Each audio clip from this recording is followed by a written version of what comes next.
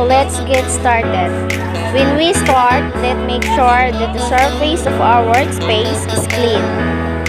We need a clean gloves and disinfecting wipes. And you're gonna scrub that surface, removing the old and discarding it, and then cleaning your hand with alcohol rub and letting them air dry.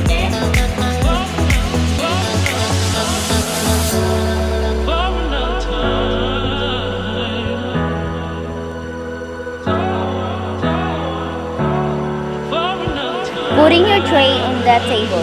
So what's important to remember here is principle of sterility. Never reach over a sterile field.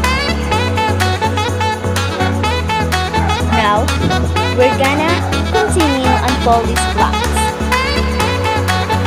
And we know we have to unfold the last blocks. Is there a sterile transport first step?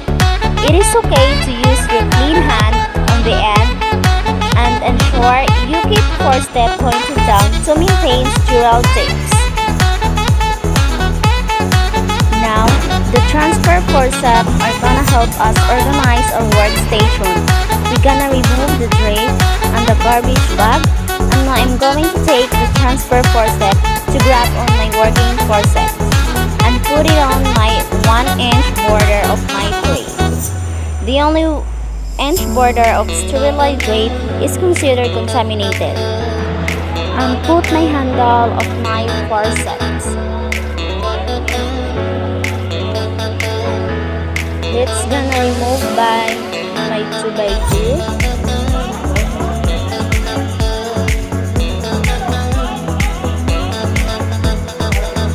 and my 4x4.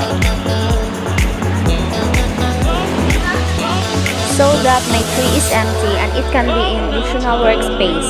At this point, the blue transfer forceps is no longer needed. I'm going to discard them. So I'm going to check my solution one last time, review the expiry date, and get ready for.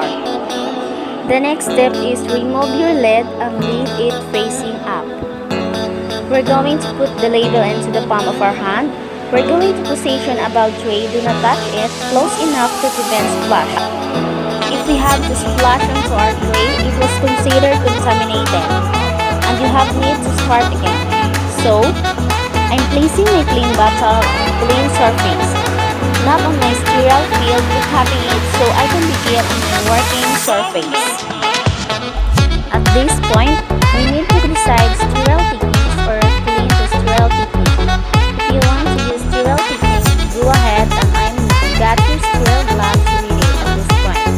If you're not sure how to put on, I have video to help you with that. In the clean sterile techniques, you can use your clean hand to grab your outer edge of your forceps. Within that 1-inch border of your sterile tray, keep your tips down and begin to work with your sterile dressing to prepare our first 2x2 to clean a wound. We're gonna need to make it into a thicker one gauze. So we're gonna make our color one time in the opposing object together and then collect the remaining edge of work as center so that we now have a thicker 2x2. Must to work with deep into sealing solution. And if too much water on there, you have your third jar in your sterile dressing tray to squeeze your excess. You're now ready to clean your wounds. Let's look at the one time again. We're going to gather opposing inches together.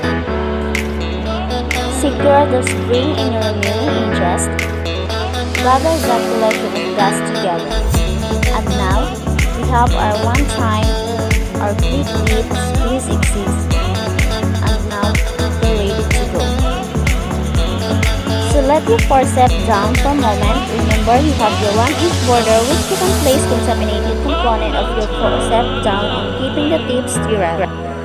The nursing common ways people contaminated their field.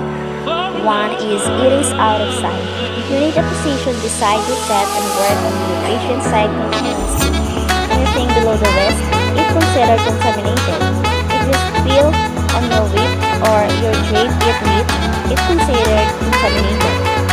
The only sterile items belong is sterile field, so you can place item in sterile if considered contaminated. start